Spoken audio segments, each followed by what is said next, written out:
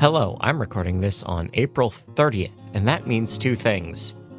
I actually have a lot to get through this time around, and it's time for the Darkness News Update brought to you by the National Association of Innovative Lighting Distributors, who are our partners in developing new training and tools for lighting distributors that will make exterior lighting better overall. Visit nailed.org. But let's get into the news. We have a new study that calls for a reduction in brightness in ICUs.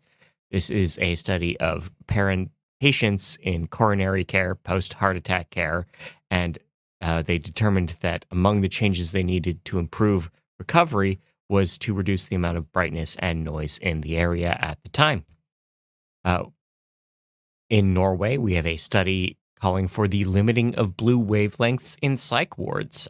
This happened at a psych unit in a newly constructed hospital in Ostmarka, Norway.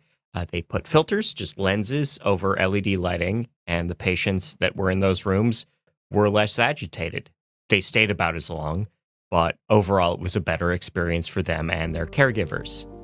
Childhood light pollution has been linked with thyroid cancer. This is a Yale study of Californians under 20 and found that those who were exposed to more air and light pollution in their youth had developed thyroid cancers in their adolescent time. Circadian disruption will make you worse at gambling.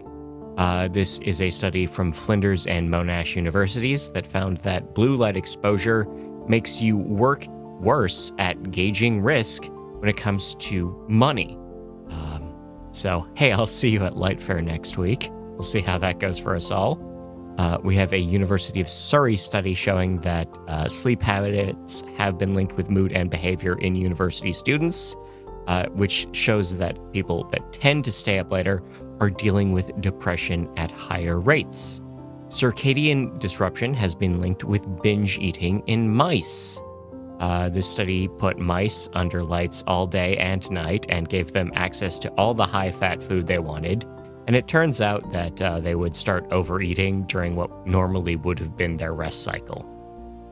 Circadian alignment improves the muscle growth in Atlantic salmon. This is a study of myogenesis, the growth of muscle tissue near the bone in under 1-year-old salmon. And it shows that as you change their lighting regimen, their muscle structure changes along with that. A German researcher has found a link between metabolism and sleep in fruit flies, specifically which glia interact in the brain during feeding and rest cycles. Light pollution has been linked with blooms in toxic algae. This is from the Leibniz IBG. It links alum with cyanobacteria and toxic algae. Sea turtle populations are actually bouncing back. Half of Atlantic turtle species are now doing better, and that is directly related to the efforts of conservationists. So we're going to call that a win, especially on the Marco Islands of Florida, which just hosted a turtle safety open house, as did Sarasota and Manatee counties. We are getting close to the Florida turtle laying season, and we need more work on that. Speaking of seasonal activities, it is once again migration season. Check your local listings for what's going on, but I will say that Audubon Toronto is working to reduce the amount of lighting at night as migration season begins, as is Frisco, Colorado, the entire state of Louisiana, and the New York State Department of Environmental Conservation has begun a campaign, a non-binding, non-enforced campaign to reduce lighting at night during migration season. Last week was Dark Sky Week, a week in which Dark Sky International raises awareness and convinces people to pledge to improve their lighting use. Obviously, tons of events going on all over the place. I'm going to pull up some notables. We had the Red Sea Tourism Organization encouraging every resident of the United Arab Emirates to take a pledge to reduce their lighting. The state of Michigan declared a non-binding Dark Sky Awareness Week, as did Wisconsin. And again, so did Oregon, so did Utah. Local listings, check out what happened. But again, this was a big week. A lot went on. In Stockholm, Sweden, they have formed a new nature reserve for bat preservation. This is 67 hectares. Yeah, I don't even know how big a hectare is. It's it is 167 acres in Alseskogen, which is a nationally protected woods near Stockholm. They'll be reducing their lighting use specifically to help the bats of the area. Flagstaff, Arizona residents are beginning to push back on a proposed Latter-day Saints temple. Again, height of the steeple, use of light at night. Typical complaints about LDS temples.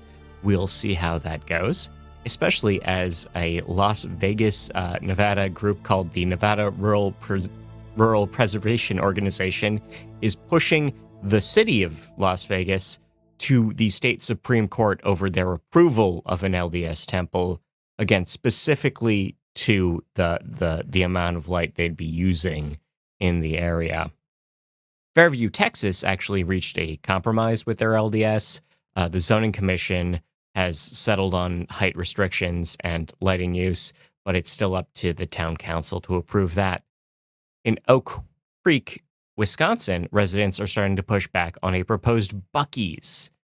This would be a 120-pump gas station in the Milwaukee suburbs. Buc-ee's is also a chain of general stores with food.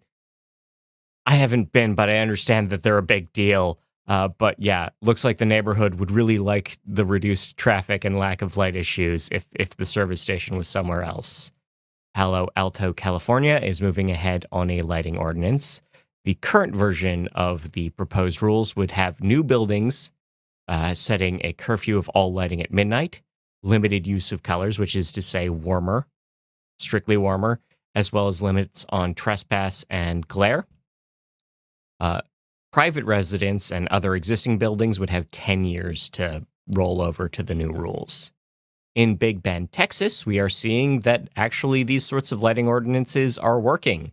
Big Bend is home to a number of oil refineries and also home to the McDonald Observatory, and they were able to work it out. They were able to get the oil refineries to change their lighting setups, and things are actually doing better.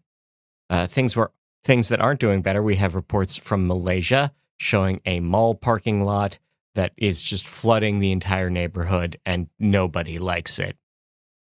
Going a little higher up, a little further afield than Malaysia, we have Starlink and its satellite constellations, and it has been found that those satellite constellations are leaking electromagnetic signals. That's right, we have very high energy signals coming at low frequencies, and that is harming radio astronomy right now. It only gets worse as the more they launch. A company called Bundeswehr has launched their Starlink competitor.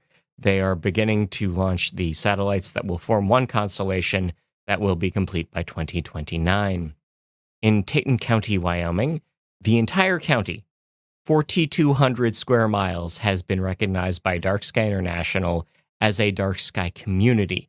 Not a preserve, not a park, a community. This is the standards they apply to municipalities.